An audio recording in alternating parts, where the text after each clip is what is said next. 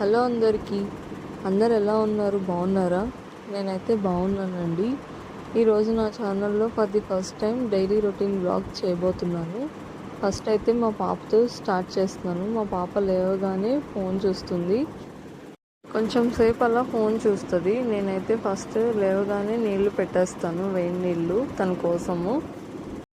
Next పాలైతే వేడి చేసేసి చట్నీ కోసం కళాయి పెట్టేసుకొని గ్రౌండ్ నట్స్ ఫ్రై చేసేసుకున్నాను. ఇది వచ్చేసి ఇడ్లీలోకి చట్నీ అనమాట. మా పాప కూడా తింటుంది కాబట్టి నేను జీడిపప్పు అయితే యాడ్ చేశాను. తర్వాత వాషింగ్ మిషన్లో బట్టలు వేసేసి నేను మా పాపకి స్నానం అయితే చేపించేశాను. స్నానం అయిపోయాక టిఫిన్ కూడా పెట్టేశాను. ఈలోపు నేను ఎండ బాగా వస్తుంది కదా అని చెప్పి కారం మరపట్టించడానికి ఎండుమిరపకాయలు అయితే ఎండలో వేయడానికని వచ్చాము, నేను పాప.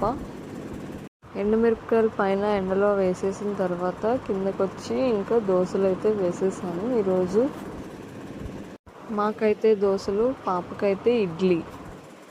పాప అయితే దోశలు తక్కువ తినిద్ది, ఇడ్లీ అయితే ఇష్టంగా తినిద్ది అనమాట. సో అందుకనే తనకి ఎప్పుడు ఇడ్లీయే పెడతాను.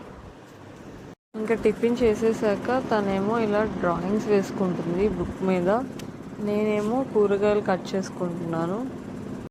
ఈరోజు కర్రీ వచ్చేసి వంకాయ, ములక్కాయ, బంగాళదుంప, టమాటా అన్నీ కలిపేసి చేశానన్నమాట. చాలా బాగుంటుంది కర్రీ. ఒకసారి మీరు కూడా ట్రై చేయండి, రెసిపీ పెడతాను. మా పాపకు కూడా లంచ్ అయితే ప్రిపేర్ చేసి పెట్టేశాను. తను అన్నం తినేసినాక ఇంకా ఉయ్యాల్లో పడుకుంటుంది అనమాట రోజు. ఎందుకంటే తనకి ఉయ్యాల్లోనే అలవాటు అనమాట పడుకోవడం. చూసారు కదా, మా పాప ఆడి ఆడి అలసిపోయి పడుకుంది.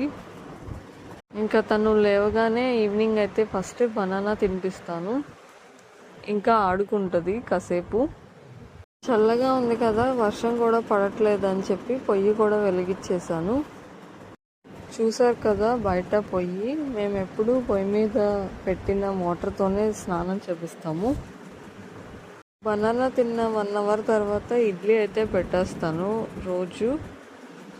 ఇంకా తను ఇడ్లీ తినేసిన తర్వాత స్నానం కూడా చేపించేసాను. ఇంకా అంట్లు తోమేసుకొని అన్నం కూడా వండేసుకొని స్టవ్ నీట్గా తుడిచేసి టీ అయితే పెట్టేసుకున్నాను. అంతే అండి ఈ వీడియో మీకు నచ్చితే లైక్ చేయండి. మళ్ళీ నెక్స్ట్ వీడియోలో కలుద్దాం.